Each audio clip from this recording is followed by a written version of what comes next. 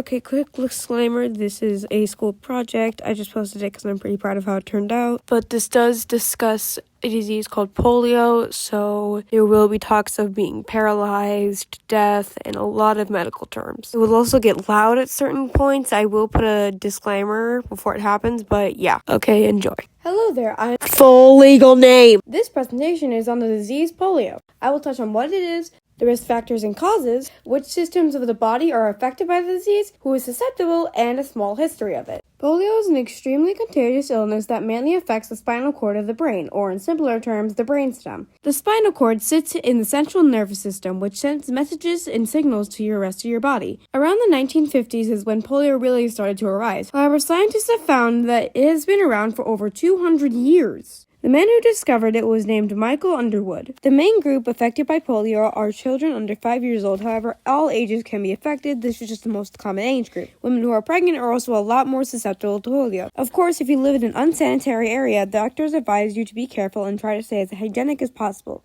In the 1950s, around 58,000 annual cases were recorded. The disease could lead to permanent paralyzing the victims or worse, kill them. 2 to 5% of young children died due to polio, and 15 to 30% of teens/adolescents and adults died from polio. Only 5 to 15% of people survived. The way the disease was spread was from contaminated water and or food and being in contact with the infected person's feces. Yeah, gross, right? I thought the same when researching this, but it's true. Another way to get it is if you haven't gotten the polio vaccine. Believe me or not, it is quite helpful to be vaccinated. Doctors recommend that you get your child vaccinated first at 2 months old, then 4 months old, then 6 to 18 months old, and finally at 4 to 6 years old. Now you might be asking, is there any way I can prevent this, or is there a cure to get it? No one was asking that. Well, too bad. I'm gonna tell you anyway.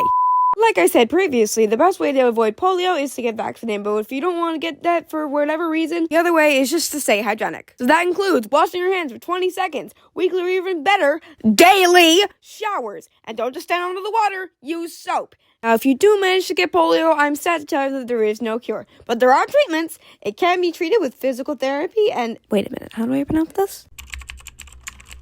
Antispasmodic. And antispasmodic drugs. No, not that kind of drugs. Get that out of here. These kind of drugs. What they do is they relax the smooth muscles that line the walls of your internal organs. Thankfully, in 2025, to my knowledge, polio has not been recorded in the U.S. However, in 2024, there were 190 recorded polio cases around the world. That may sound like a lot, but compared to the previous cases I mentioned, that's a small amount. I do not have any more information to share about polio with you, so this is where the presentation will end. If you have any questions, feel free to ask me. Here are all the sources I used for my research. Now, I'm gonna go. Have a good afternoon.